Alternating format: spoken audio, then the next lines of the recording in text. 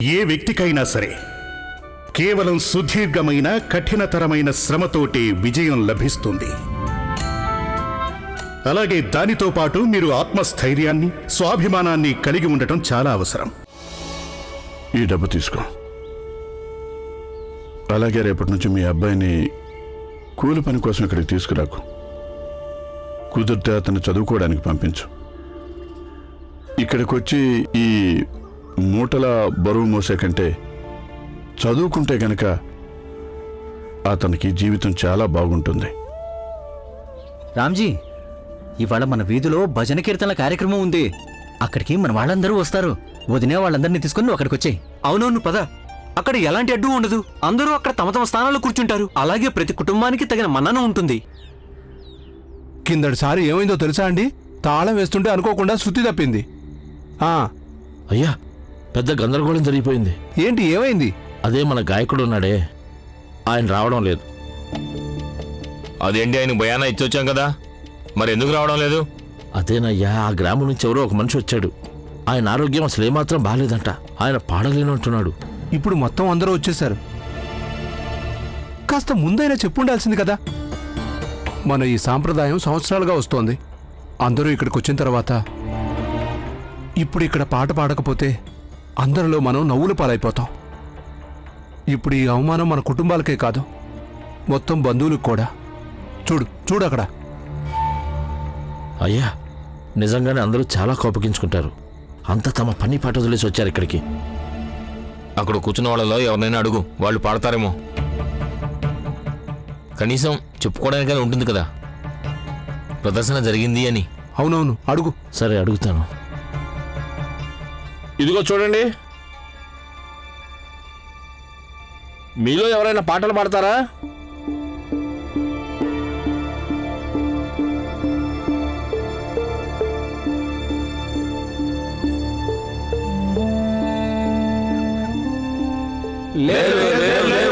ఎవరూ లేరా?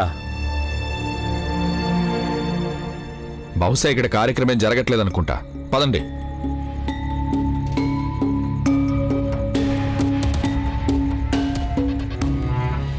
మా నాన్న అందరికంటే బాగా పాడతాడు.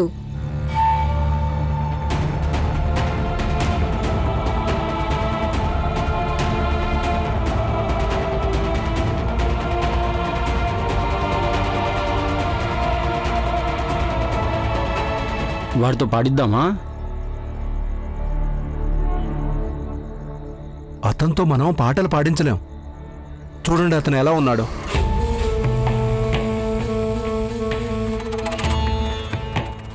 వీళ్ళంతా వాళ్ళు.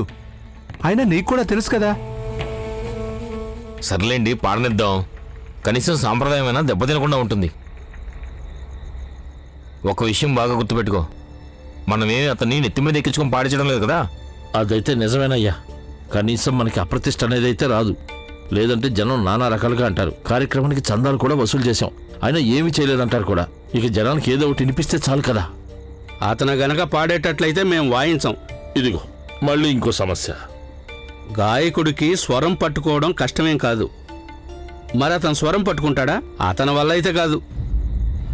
అందుకు కూడా ఒక ఉపాయం ఉంది. ఓ పని చేద్దాం, మధ్యలో ఒక పరదా కట్టేద్దాం. నువ్వు ఇక్కడ డోలకు వాయించు, అతను అక్కడ పాట పాడతాడు. ఇది బానే ఉంది. బాబు భీమ్, ఇలా రా.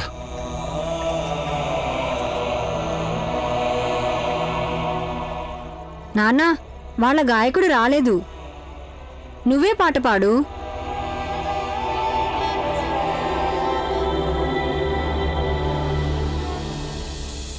ఏం చేద్దామయ్యా? మీరు సరేనంటే నేను మాట్లాడతాను. ఇంకా మన దగ్గర వేరే దారేం లేదు. మనం ఏం చేయగలం? వెళ్ళి మాట్లాడు. పదండి, ఇంటికి వెళ్దాం. ఇదిగో ఆగు.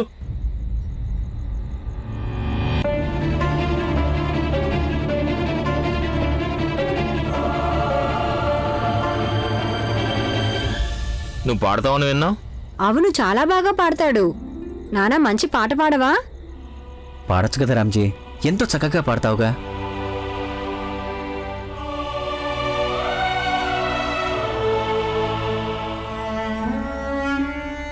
మీరందరూ కూర్చోండి, కార్యక్రమం మొదలు కాబోతుంది. కూర్చోండి కూర్చోండి. పరదా కట్టి ఏర్పాట్లు చేయండి. అలాగేనయ్యా. ఇక నువ్వు మొదలుపెట్టు.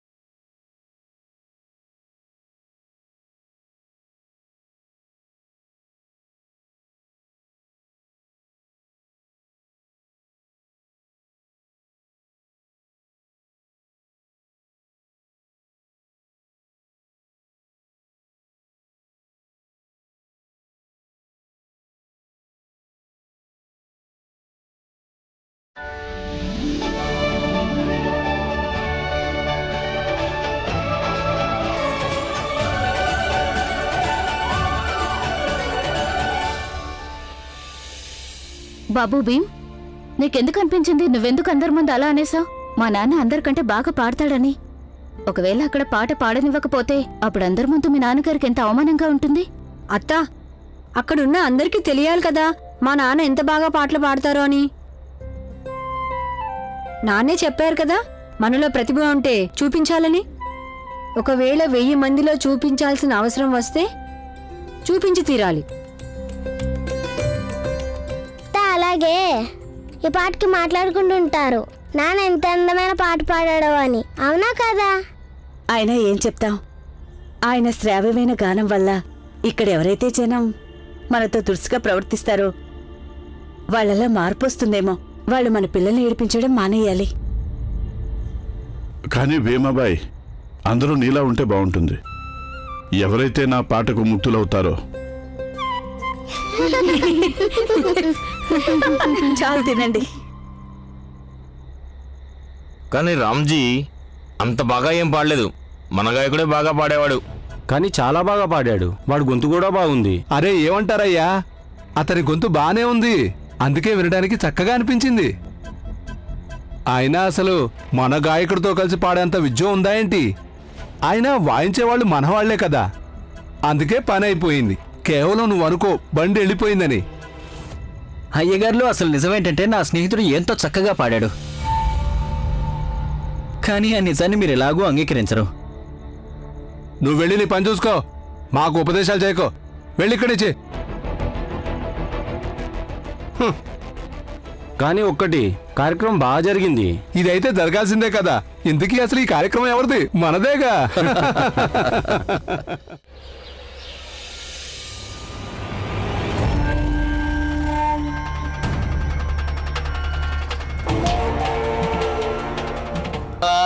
అయ్యయ్యో, ఎక్కడ దెబ్బ తగిలించుకున్నావయ్యా నువ్వు? ఎవరైనా కొట్టారా ఏంటి? నీకెవరు చెప్పారు మమ్మల్ని ఎవరో కొట్టారని? అరే ఊరికి అడుగుతున్నావయ్యా, నువ్వు మనసులో పెట్టుకోకు. వీడికి అసలే దెబ్బ తగులుంటే మధ్యలో మీ ప్రశ్నలేంటి? అలాగా? పొద్దున్నుంచి నేను అదే అడుగుతున్నాను, కానీ ఏమీ చెప్పడం లేదు. అయినా నేను వాడిని బియ్యం తెమ్మంటే వెళ్ళి చమురు తీసుకొచ్చాడు. అరే ఇంకా పైగా దెబ్బ తగిలించుకుని వచ్చాడు. అసలు వీడి బుర్ర ఎక్కడుంటుందో ఏమో తెలీదు. పైగా తనలాంటి నేస్తానే ఇంకొకరిని వెతుకు తెచ్చుకున్నాడు. చూసారా ఇద్దరు పరిస్థితి? పెద్దమ్మా, నాకు వీళ్ళిద్దరిని చూస్తుంటే ఏదో మతలబు చేసి తిరిగి వచ్చారనిపిస్తోంది. ఎలా కనిపిస్తున్నాం మేము మీకు? చాలా ఎక్కువగా మాట్లాడుతున్నావు. వెళ్ళి నీ పని చూసుకో, ఇక ఇక్కడి నుంచి బయలుదేరు. చూడు, నువ్వు మాతో అబద్ధం చెప్పొచ్చు, కానీ పైవాడు అంతా చూస్తుంటాడు. అర్థమైందా? పెద్దమ్మా, కాస్త చెమురేమైనా ఉందా? ఉందమ్మా, ఉండి తీసుకొస్తాను. అమ్మా, పంచిపెట్టడానికి తీసుకురాలేదు. సిగ్గులేనాడా, ఇంట్లో తినడానికి తిండి లేనప్పుడు వాళ్ళమ్మే మనకి సాయం చేస్తుంది. అలాంటిది ఇప్పుడు నువ్వు చమురి వద్దంటావా? చవటా. అరే నువ్వు కొంచెం టీ చెప్పచ్చు కదా. నువ్వు వెళ్ళి టీ తెమ్మని చెప్పు. బాబు కాస్త తొందరగా తీసుకురమ్మను. ఇదిగోమ్మా.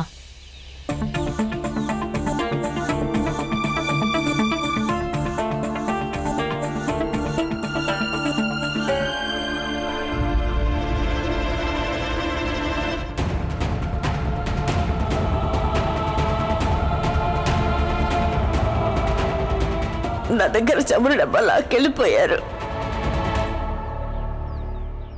అదైతే మా డబ్బా. అది నీ డబ్బానా? నీ డబ్బా ఎక్కడి నుంచి వచ్చింది? అయినా నువ్వు సత్పాల్ కొడుకు కదూ? పెద్దమ్మా, వీడు సత్పాల్ కొడుకు. ఆ, ఇది నీ డబ్బానా? నీ డబ్బా మా ఇంట్లోకి ఎందుకు వస్తుంది? అసలు నీ బుర్ర సరిగ్గా ఉందా లేదా? కాదు, నిన్న మా అమ్మ బజారు నుంచి చమురు తీసుకొస్తూ ఉంటే కొందరు గూండాలు వచ్చి మా అమ్మ దగ్గరున్న చమురు డబ్బాని తీసుకొని పారిపోయారు.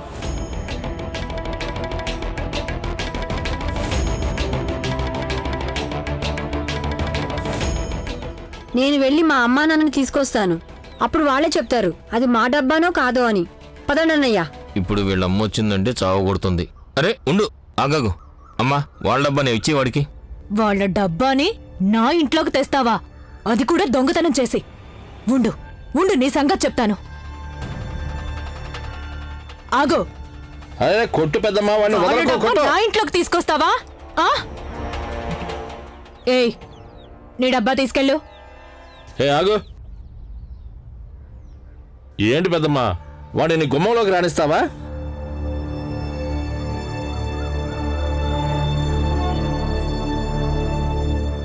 ఆగో, నేను తీసుకొస్తాను.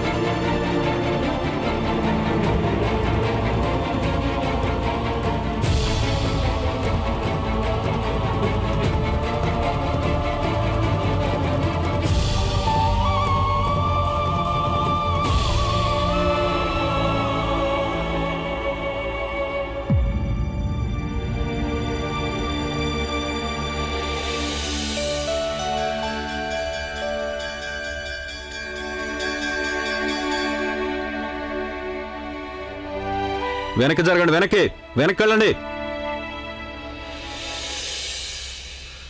పిల్లలు, రేపు మన విద్యాలయంలో వార్షిక పరుగు పందెం పోటీ ఉంది. ఎవరైతే ఆ పోటీలో ప్రథమ, ద్వితీయ, తృతీయ స్థానాల్లో వస్తారో వాళ్లకు జిల్లా స్థాయి పరుగు పందెంలో పాల్గొనే అవకాశం వస్తుంది. ఇక ఇందులో పాల్గొనదలిచిన పిల్లలు ఒక పక్కగా నిలబడి తమ తమ పేర్లు రాయించుకోండి. పిల్లలు వరుసలో నిల్చోండి.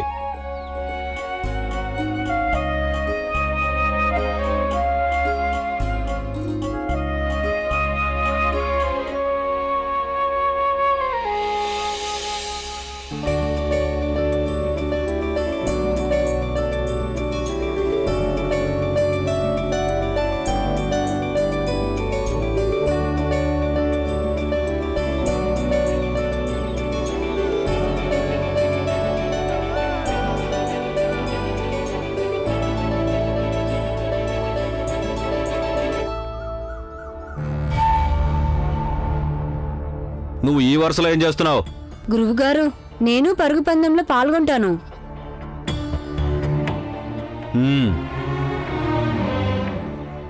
ఆ చెట్టు చూసావా నువ్వు? అక్కడ దాకా పరిగెత్తు. అలాగే గురువుగారు.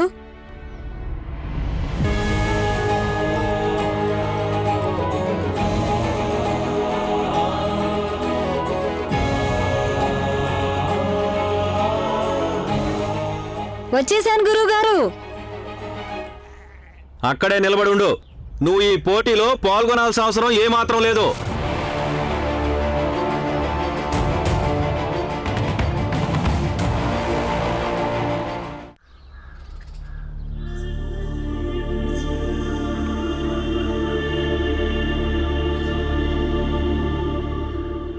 ఇంతగా పరిగెత్తించి వద్దనాల్సిన అవసరం ఏముంది? అప్పుడే వద్దని చెప్పిండొచ్చుగా. పద భీమ్, పద. భీమ్, ఇలా మైదానం వదిలిపోకూడదు బాబు. ఏ వ్యక్తి తన పోటీలో పాల్గొన్న రోజే ఆ పోటీలో తను పోటీదారుడు అయిపోడు. పైగా ఒక మంచి పోటీదారుడు ప్రయాణం ఆ రోజు ప్రారంభం అవుతుంది ఎప్పుడైతే తన సాధన ప్రారంభిస్తాడో. అందరికంటే వేగంగా పరిగెత్తేవాడే విజేత అవుతాడు. ఏంటి, అర్థమైందా? అదే, నేను అందరికంటే వేగంగా పరిగెత్తడం సాధన చేయాలి గురువుగారు. కానీ పోటీలో భీమ్ని అందరితో పాటు పరిగెత్తనివ్వడం లేదు గురువుగారు. ఏం లాభం గురువుగారు? అది నేను చూసుకుంటాను. భీముని మిగతా పిల్లలతో పాటు పోటీలో పాల్గొననివ్వకపోవచ్చు, కానీ తనని బయట ఉంచలేరు కదా.